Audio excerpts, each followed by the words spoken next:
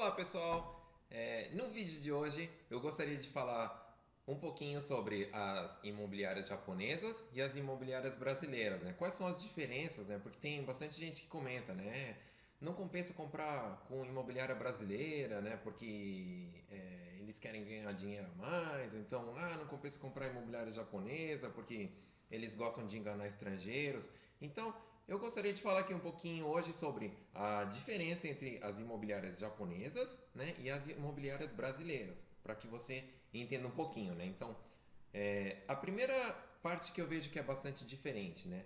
O modo de anunciar os imóveis. Então, muito provavelmente você já deve ter recebido na caixa do seu correio um tirache, né?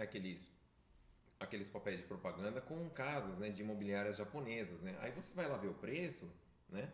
Ele até tá similar, né, os valores tal que as imobiliárias brasileiras têm anunciado, só que o valor mensal é bem mais barato do que a imobiliária brasileira, né? Aí as pessoas pensam, poxa, mas por quê, né? Ó, tá vendo? O brasileiro tá querendo tirar proveito, a imobiliária japonesa anuncia por um valor bem mais barato, né? A prestação é bem mais barata, mas qual que é essa diferença, né? Por que, que fica tão mais barato, né? Então, isso que eu queria te explicar primeiro, né? Então, primeira parte, né? Quando as imobiliárias, por exemplo, a nossa imobiliária, né? Por exemplo, os meus anúncios, eu anuncio o valor mensal já com as despesas inclusas, né? Não só o valor do imóvel. Então, vamos supor, se o valor do imóvel é 20 milhões, né?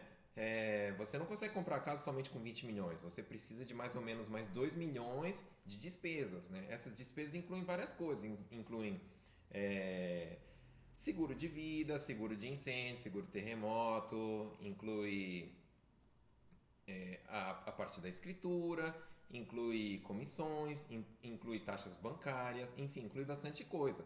Já nos anúncios das imobiliárias japonesas, eles não incluem esse valor.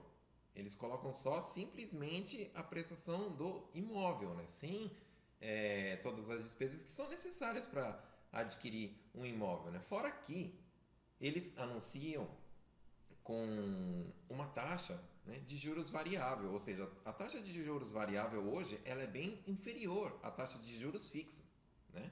Então nós normalmente anunciamos com a taxa de juros fixo, né, para segurança do cliente, né, para que daqui a 5 anos, daqui a 10 anos a sua prestação não tenha é, nenhuma alteração, né? Vamos supor se os juros daqui a 10 anos suba, né? E aconteça alguma coisa aqui no Japão e o juros suba, então a sua compra que foi feita com juros fixos não vai ter alteração nenhuma, né? Então esse é o primeiro ponto, né?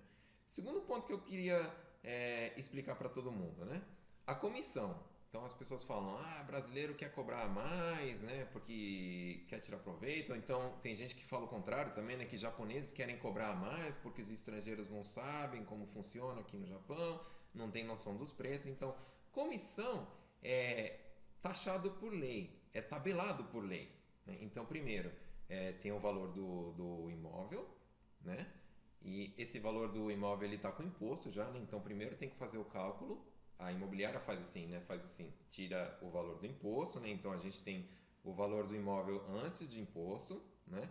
E a imobiliária pode cobrar 3% em cima desse valor mais 60 mil, né? E aí depois disso, depois desse resultado, incluir o imposto de consumo de 8% que está no momento atual, né?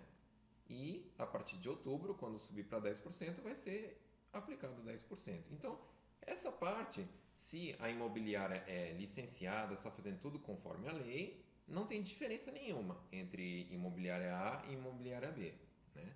Então, a parte dos imóveis que as imobiliárias apresentam também são os mesmos. Né? Então, aqui no Japão funciona desse jeito. Se você vê uma casa, né, tipo, gostei de uma casa, uma imobiliária está anunciando uma casa lá que é na minha cidade, no bairro que eu quero, do jeito que eu gosto. Aqui no Japão funciona assim: todas as imobiliárias têm acesso a todos os imóveis, né? Se são imóveis anunciados. Né? Então, principalmente casas novas, se a imobiliária A está anunciando, uma imobiliária B também consegue intermediar. Né? Então, todas as imobiliárias têm acesso a todas as casas que estão anunciadas aqui no Japão. Funciona dessa forma. Né? Não tem Salvo em alguns casos que são raros, existe exclusividade, né? Mas a maior parte dos imóveis não tem essa exclusividade. Então, toda imobiliária pode intermediar qualquer imóvel que está anunciado, certo? Depois, então, isso não varia da imobiliária japonesa para a brasileira, né? Então, outra coisa que varia bastante aí de uma imobiliária japonesa para uma imobiliária brasileira é, por exemplo, a parte do financiamento, né? Então, é, a nossa realidade é que a gente compra casa financiada, né? Ninguém tem, enfim, quase ninguém tem dinheiro para comprar à vista uma casa, né? Então todo mundo precisa de um financiamento, seja num banco, numa financiadora, enfim, precisa de um financiamento, né? As imobiliárias japonesas, elas não prestam esse tipo de atendimento, né? Elas não fazem a parte do financiamento com eles, né? Então eles falam, ó, vai num banco, escolhe uma financiadora, vai lá, faz a parte burocrática, a parte do financiamento, e aí se você for aprovado, você volta aqui e compra o imóvel com a gente, né? Já essa é a parte diferente da imobiliária brasileira, né? Porque a imobiliária brasileira sabe que a maioria dos brasileiros, além de precisar de financiamento, tem dificuldade. Por que tem dificuldade, né? Primeiro, por causa do idioma.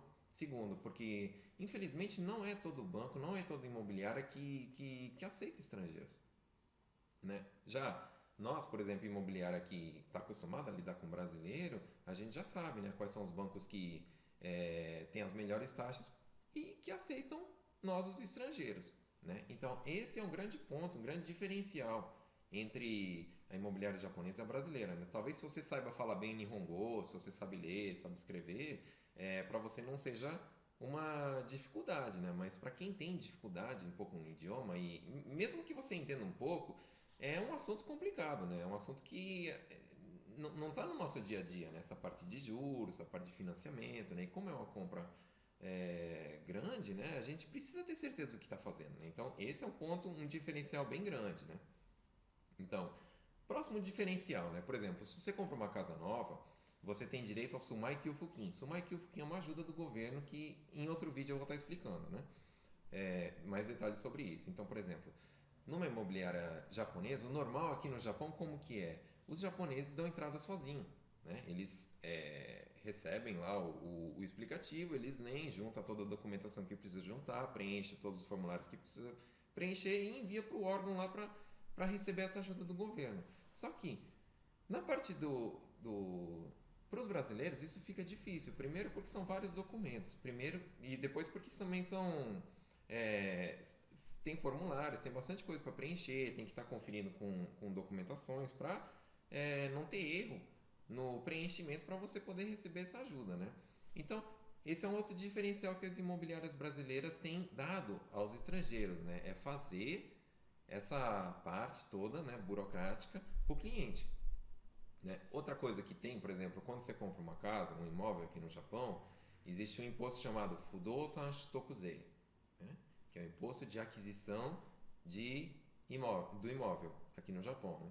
E na maioria dos casos, quando é casa nova, você tem direito à redução desse imposto. Né? Então, em vez de você estar pagando 100 mil, sei lá, 150 mil, 200 mil, dependendo do imóvel, se você fizer essa inscrição, né? Se você mandar os documentos, pode chegar num valor próximo a zero.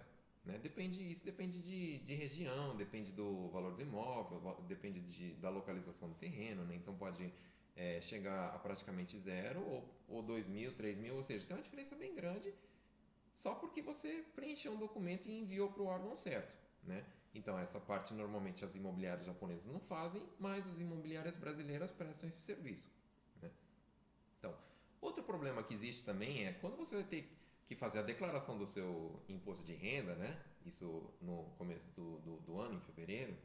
Então, quando você compra uma casa nova, você tem direito a receber uma devolução do seu imposto de renda baseado no valor que você está devendo ainda do seu financiamento. Né? Mas para isso precisa ir lá e fazer o Kakutei Shinkoku, né? Precisa ir lá no Zeimusho, né? Na Receita, e precisa fazer a declaração com todos os documentos e tal. E é uma coisa que é um pouco difícil, não é difícil, né? Mas para quem não entende o idioma, para quem não sabe o que está escrito nos documentos, acaba sendo difícil, né?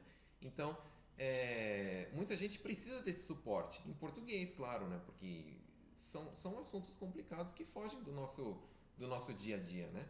Então, normalmente os japoneses fazem isso sozinhos, porque é uma coisa pessoal. A declaração de imposto é algo pessoal, não tem nada a ver com a casa. Então, as imobiliárias japonesas não fazem.